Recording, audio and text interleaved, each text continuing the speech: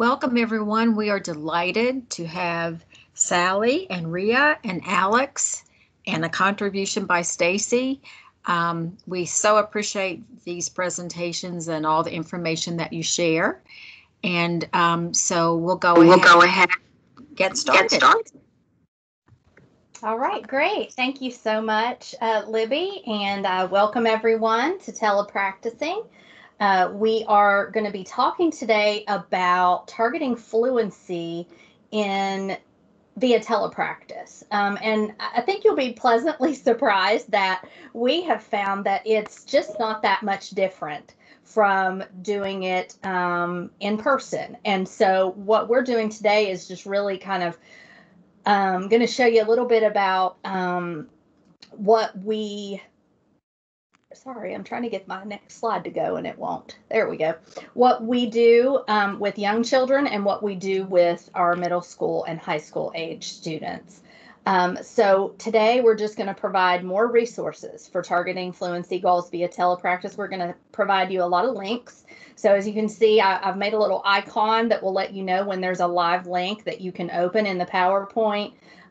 So be on the lookout for that, and it might be some resources that you have not discovered yet. And then we're just going to provide some tips for you on preparing for your session with your students, with any facilitator or parent that you might have there as well, to just be prepared and ready to roll as soon as your session starts. And as Libby mentioned, Alex Griffith is going to be helping us discuss how to work with middle and high school age students. She has quite a few and has extensive experience with that. And then Stacy Torrance is one of our therapists who wasn't able to be here today, but she has provided a great deal of contribution to discussing what she does and what has worked really well for her with young learners when it comes to targeting fluency and doing so via telepractice. So we're going to go ahead and dive right in. How do we target fluency via telepractice with our young learners? So some strategies that we recommend that Stacy has found really are beneficial. Obviously, visuals. That's such a key component, regardless of what platform you're using, but obviously it's very essential when you're doing this virtually. We're also going to talk about the Lidcombe program. I know there are probably many of you who are familiar with it, but some who might not be. And so we're going to talk about that briefly. I'm not going to go into details, but Stacy says that she uses lots of things like Legos and blocks and cars for that, to model slow and fast speech. And then also we love our boom cards, and we've talked about that before many, many times. We really enjoy, and a lot of these boom cards, I mean, we have a team that is just for our company that we share all the time, and we have a channel in our team that's just boom cards and Teachers Pay Teachers. And I'm floored by how many times there are boom cards on Teachers Pay Teachers that go on sale or are for free. So there's just a lot of resources out there that we've gathered over time. So visuals. This Teachers Pay Teachers Mega Fluency Packet is something that Stacy says she is her go-to on a regular basis. And so this is a live link for you to click on. These little pictures of the car with the bumpy speech and use your speech tools and smooth speech, that's all included in this fluency packet. The materials can be shared on Zoom or Teams. It includes a fluency checklist, these visuals, as I mentioned. There are practice homework sheets, a pacing board for sentences, and deep breath visuals, much more. You know, within Zoom, obviously we have that annotation feature, but I believe, there are ways around that we've discussed before. And so, you can definitely use this when sharing on Teams as well. The Lidcombe program, I've put the website here. This is a behavioral treatment for children younger than 6 years who stutter, although it may be suitable for some older children, just depending on your clinical opinion there. Obviously, parent involvement is a must for this program if you're familiar with it at all. And so, you know, it may not work for all of your students depending on parental involvement, but if you can get that ideal scenario where parent is a participant, then this really is an impactful program. Parents learn from the SLP to practice at home. These can be things where you can meet with them via Teams and discuss, send them materials. The parent administers treatment in the home setting in short increments for 10 to 15 minutes each, 1 to 2 times per day. Specific times are chosen during the day, and they are to comment on their speech only during those times. And, you know, I often make that recommendation for young learners for articulation too. You know, let's pick some times in the evening when we're gonna correct that S, but let's maybe not do it all day long. So same kind of concept. And then you keep data, and the parent keeps data, and reviews that during each session with the SLP. The 2 phases of the Lidcombe program are phase 1, the parent conducts the treatment each day. The parent and child attend speech once a week, virtually or in person. And, you know, we have done this. Let's say that you have an on-site student, but you could get the parent to jump on Teams during the session on your iPad or on your computer. So that is an option, maybe during one of their breaks at work or whatnot. So this continues until the stuttering is eliminated or reduced to a minimal and more functional level. Then you go to phase 2, which is the maintenance phase, lasts around a year. And the aim of this is to obviously keep the stuttering from returning or keep it at a minimal and more functional level. So again, here's another link at the top. These are some helpful resources that go along with the Lidcombe program that are free. And so in that, you're going to find a treatment guide, some more specific details of the program that I'm not going to go into today, and an example of the child stuttering severity form. So feel free to take a look at those materials. And now here's one thing that Stacy highly recommends, and that is that use of nonverbal cues in therapy. So again, these are visual supports. I know we've all probably used the, ASL of the turtle as a, nonverbal reminder to slow down. This little gal, there's videos here on the ASL Dictionary for Kids on YouTube that you can find. And I think kids really enjoy that, being able to see another child using the signs. And then, you can practice having them tell you when to slow down and use that slow, stretchy speech, turtle speech, and then you using it with them during your activities.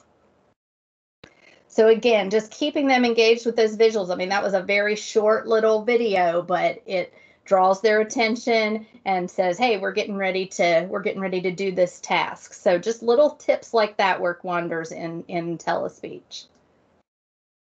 Here are some more helpful therapy resources to use that we've put here. The Pay Teachers Verbal Prompts for Stuttering document here. We have a boom card link on TPT, and that visual for turtle speech that you can use. Okay, so now we're going to move on to how do we target fluency with older students in middle and high school. And I'm going to turn it over to Miss Alex-Ann Griffith and have her talk to us a little bit. And Alex, just briefly, if you don't mind, just let them know kind of what your experience has been with middle and high school students and your current experience with them. Sure. Thanks, Sally. So like Sally said, I'm Alex-Ann Griffith, and I've been with ISS for 2 years. I have a decent amount of experience with fluency with middle and high school students, and I would even say that intermediate level would is what I'm going to touch on a little bit today too.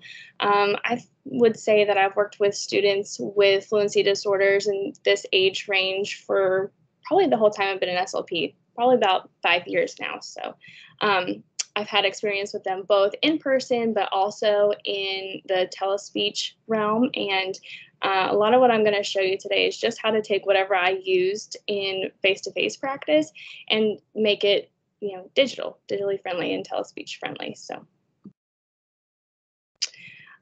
this is the first thing I wanted to show you. It's a Stuttering Bundle, and I'm not necessarily saying buy this bundle, it's the best, but this is a bundle that I've had since I have started working with students in this age range who stutter. It's really awesome, and so I wanted to show you through this bundle how you can take it from a face-to-face resource and make it digital. So in this bundle, there's a lot of great things. There's a stuttering pre-test, there's stuttering information, which is really great for this age range, just to go a little bit more in depth as to what stuttering is and teach them about what's going on in their brain.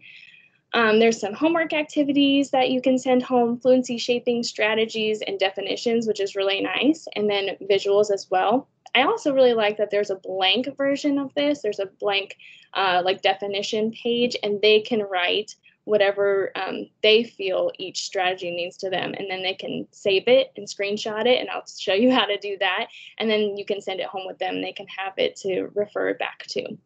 There's also some sentences and conversation starters that they can practice their strategies on, and games and activities for some carryover. And there's the link right there. I'm good. All right, so then these are just some of the ways that you can modify these PDFs or these TPT activities to make them a little bit more friendly for online.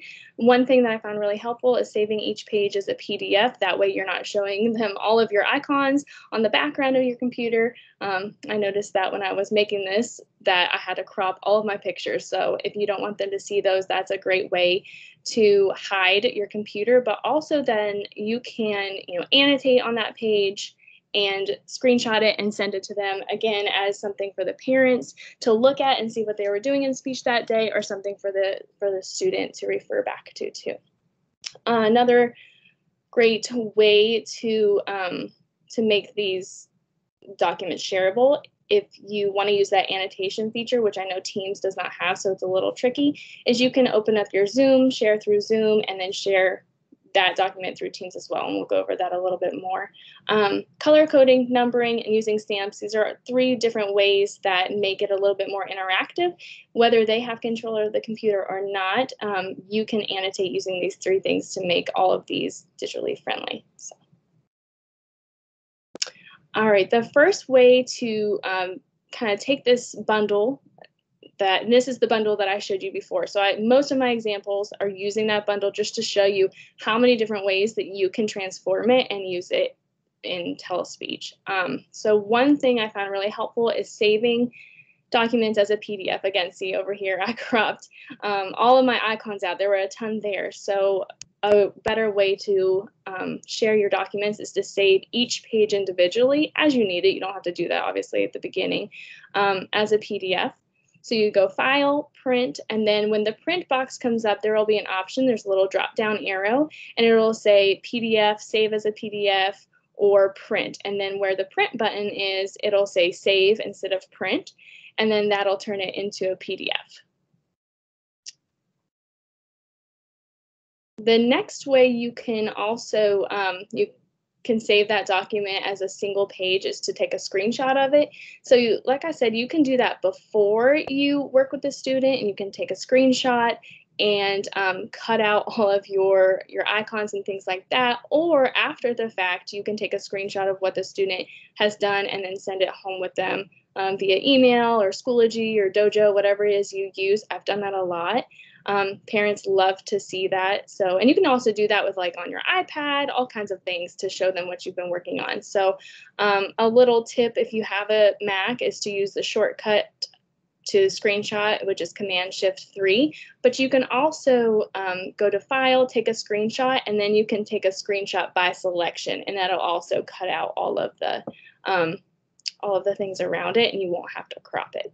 And then after you're done cropping, if you need to crop, then you can just save it as a PDF. And this is just basically showing you exactly what I said. So if you go up here, take to File, down to take a screenshot, and there will be 3 options if you're on a Mac. I know not everyone's on a Mac, but you can take a screenshot from selection. Then you take your little cursor and you can go over exactly what you want to share. Maybe you only want to share 3 of these sentences. You can crop it to be only that. I cropped it to show the whole entire thing. But so now you see, instead of seeing my rainbow background, the student will only see number 1 through 9 for our fluency sentences.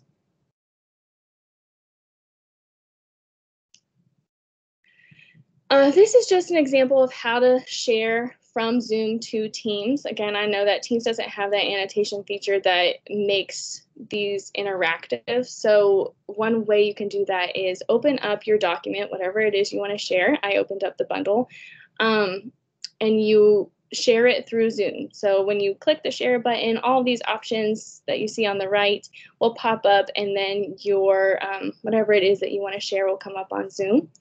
And then you open up your Teams, stay on Zoom, don't get off, open up Teams and do the same exact thing, push that share button, and then there will be options of what to share. And your Zoom screen will pop up, but also what you shared on Zoom will pop up, and that's what you want to click. And then you can annotate through Zoom, and they should see it through Teams. Even though they can't interact with it that way, they can at least tell you where to annotate, and then we'll get to that on the next slide. So this is one way, like say they are on Teams and you're on Zoom, you can annotate and they don't even have to be involved in it at all. You can just do the annotation. Color coding is one way that I interact with my younger students. So this isn't necessarily for middle school, high school students with stuttering, but I wanted to share it anyways because it's a nice tip to make choices a little bit easier for younger students or students who cannot read yet. So you can color code your answers. So say we ask the question on Tuesday, Lainey will go to the doctor to get her cast off her arm. Who will go to the doctor to get their cast off? And instead of saying, you know, the stick figure boy or the boy with the basketball shirt, that might be a little hard, especially if our students can't read. Maybe they can't describe that well either. Instead, they can say the blue one, the orange one, or the pink one.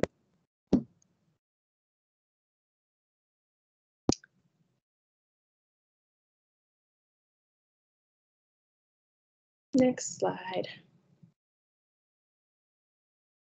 All right, another way that we can adapt these to make choices easier so that we can get our students to interact, even though they can't annotate themselves, if we are working through Teams, is numbering. I number everything.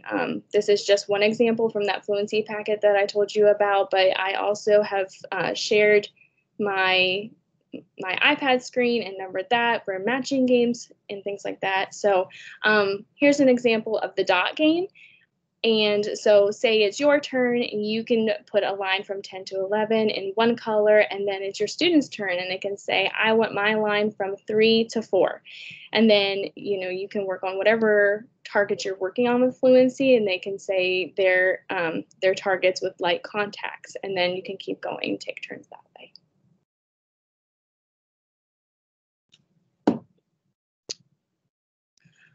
And the last function that is really helpful to make these PDF resources more digital friendly is the stamps feature. I use this a lot for games, and this is another thing from that bundle. So I just wanted to show you all the different ways this bundle is adaptable. So using the stamps as game pieces. So even though they can't move their game piece necessarily, you can have a die and I can have a die, and we can roll and take turns, and they'll tell you what they got, and then you can just erase with the undo button and then move your pieces around the board until you've gotten to end.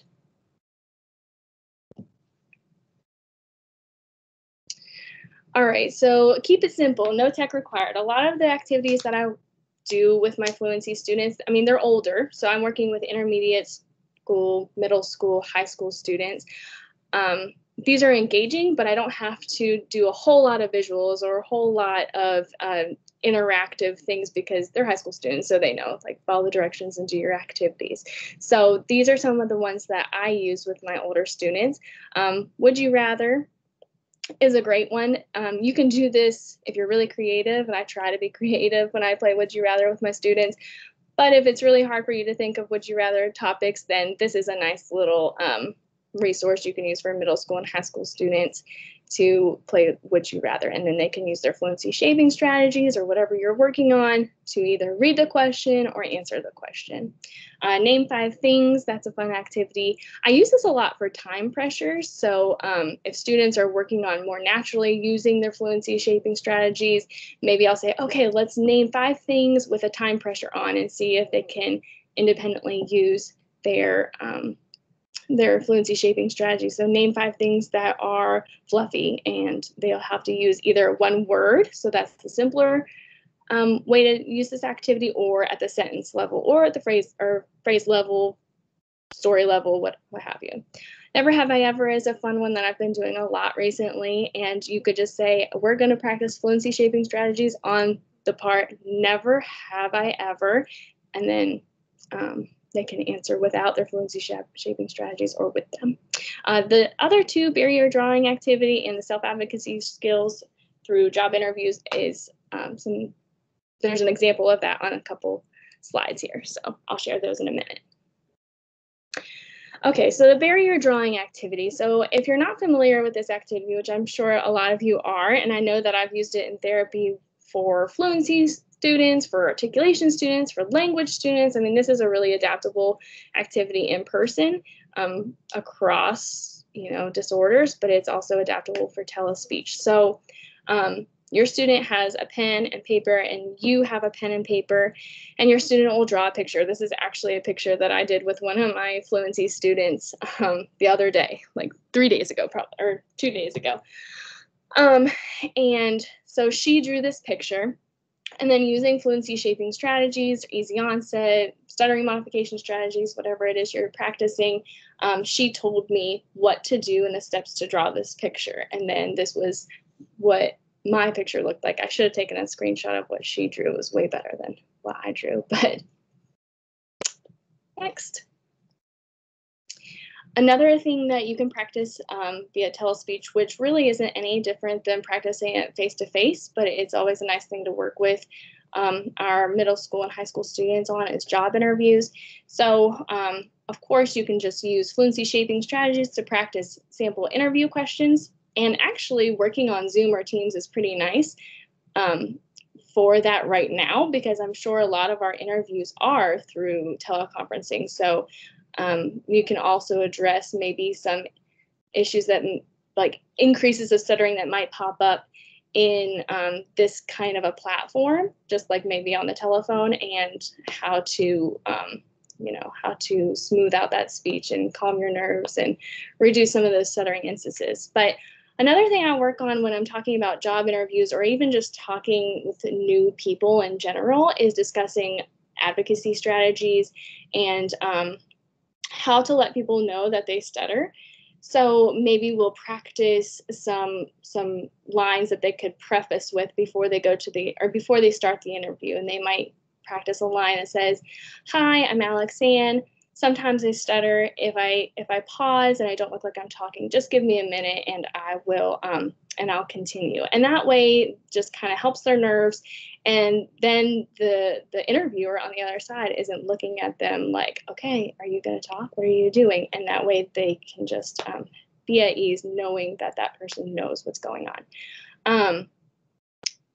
And another way, if they're not comfortable with that preface kind of strategy, then, almost, Sally, if they're not comfortable with that, then you can also just, you can practice some other strategies, like if they do start to stutter, then how can they and someone interrupts them, how can they rewind and take their conversation back over?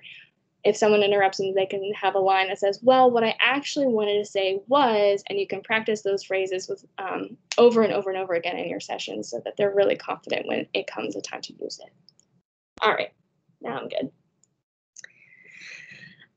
These are some activities that I use that have some technology required. And when I say some technology, I really mean like very little. All you need to do is share your screen or pull up an internet site, something like that.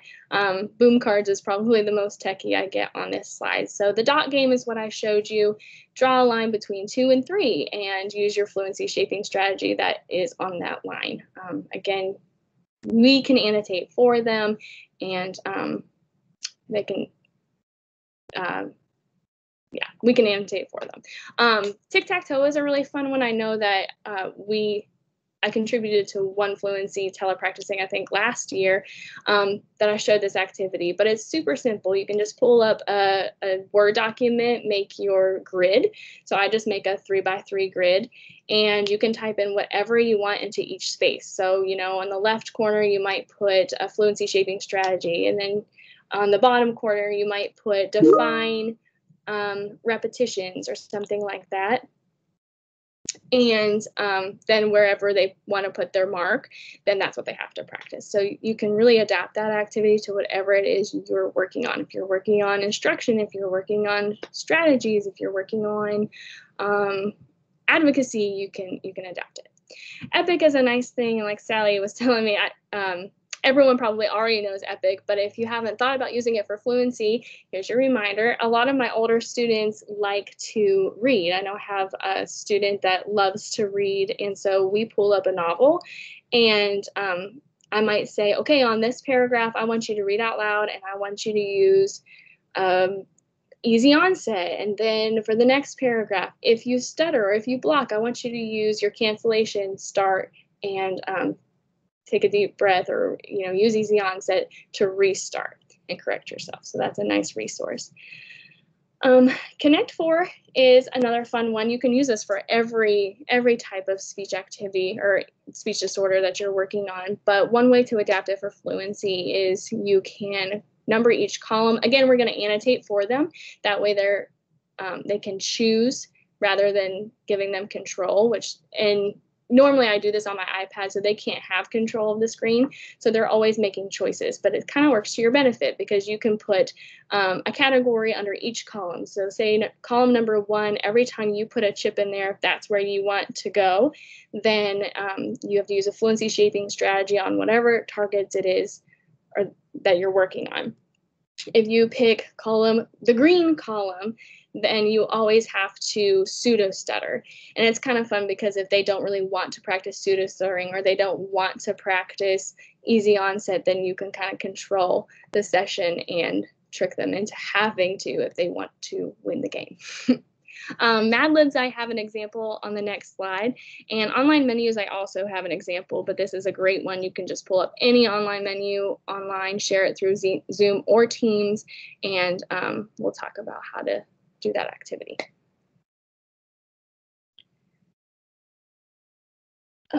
This is something that I use on boom cards, but Mad Libs you can find anywhere. I'm sure that if you typed in Mad Libs online, you could find a free one even. So one way I just adapt it so they can't see the Mad Libs first is I just made a little grid with the word target, and then they can type in, if they have control, they can type in whatever it is they want to do for their words. And then you can practice each word individually as they fill it in with easy onset. Again, your fluency shaping strategies, whatever it is you're working on. And then it's kind of fun to let them type it in, or you can type it in if you can't give them control, and have them practice their strategies on the full Mad Lib, which is always fun. I was also just laughing when I filled this in myself. So.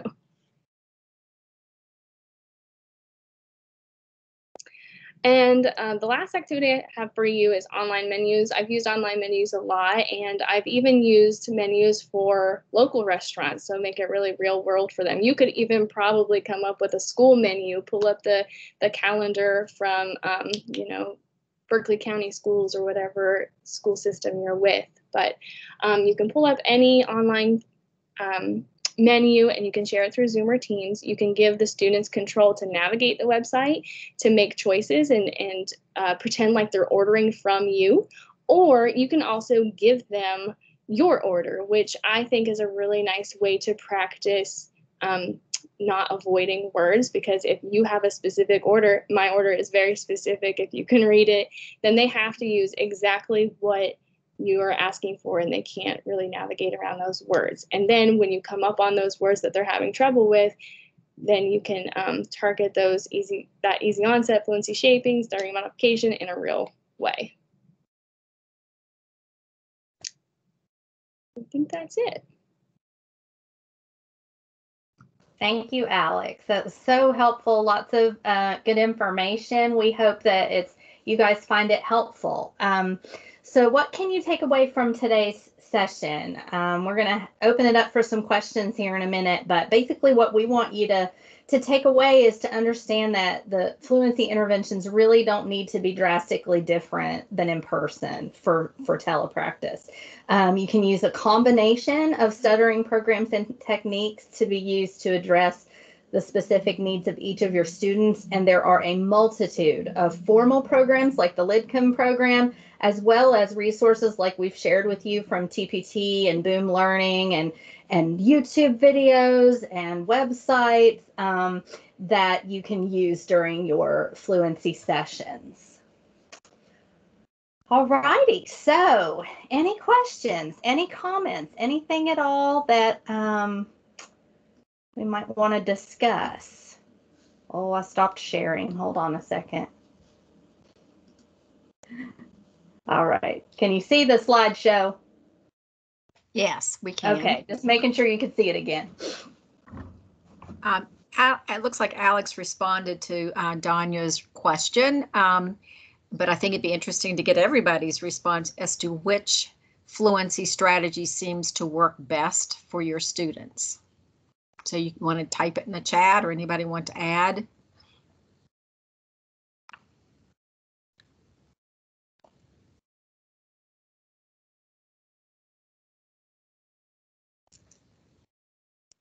I can just add to that if you want me to. I use easy onset and reduced tension for my older students mostly, and cancellation, of course, because we're kind of moved through slow rate at this point, and we really want them to, at this point they're really tense, and sorry, I choked on my coffee. They're really tense. And they just want to get that word out, and so we just have to remind them to reduce tension and to use easy onset. And I feel like the easy onset is the one that makes the most sense to most all of my students. And of course, slow rate does too, talking a little bit slower. And I think that also helps them to remember to use those other strategies when they're using slow rate. So that's just a little bit more of my 2 cents. And Danya also asked as far as the best strategy for reducing tension. Well, I think whenever I work on reducing tension, it probably takes a few sessions. We talk about, okay, where are you feeling tension? Do you feel it in your shoulders? When you stutter on names, what happens? Where are you tight? Where do you tense up? And so I use a lot of just relaxing, like we pretend to tense and then relax so that they can feel reducing tension, like, right then when you're working on it. I also do a lot of light articulatory contacts to help with that.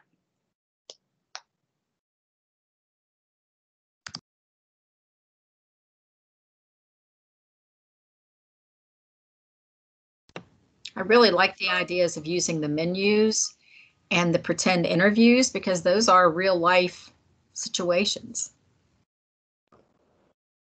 Yes, and we were talking about how, it used to be that you really worked on talking on the telephone, but that hardly happens anymore. It seems like it's always either FaceTime or text. I mean, obviously we do need to practice phone conversations because they do happen from time to time. But it is quite interesting how technology and times have changed and demands are different. And I would think that talking on the phone might be even more challenging if students don't do it very often, which is which is kind of our society right now. It's easier to text. Yep. And you For can avoid sure. talking that way too. Yeah. Well, I see you've put the next one up for April 30th. Yes. 1 to 2, yes. 1 to 2 o'clock. We will be meeting again. So just remember that new time, folks. I know it takes a little while to remember. We're doing the Microsoft meetings at 11 and then our telepracticing for speech at 1. Here is the next slide with all your information on how you can get credit for attending this session. So feel free to screen capture the code there. And there's also a link here that also is the same thing that you can fill out for your verification and certificate request. And again, this is due by 11 p.m. on March 29th. So make sure that you get that in. And if you submitted a Scantron for February's session, you don't have to submit another one. But you must submit this attendance verification in order to receive credit. Okay, and one more slide, and then I'll go back to this one in case anybody still needs it. Actually, we have 2 more. Here's Libby's information, and again, there's that deadline for submission. Just going to leave these up for just a few seconds longer just to make sure everyone has access to it. And again, we will send this PowerPoint to Libby and Leanne to upload into the telepracticing files so that you can see it while you listen if you weren't able to attend today, or if you just want to review it again. And we've also included our contact information. Again, Alex is the one who talked about with our older intermediate through high school students, and then Stacy Torrance is a great resource for working with younger students, and she said she would be happy to field any questions or comments that you have about her portion, since she wasn't able to go over it. And again, Rhea and I both are always open for any requests or questions or comments.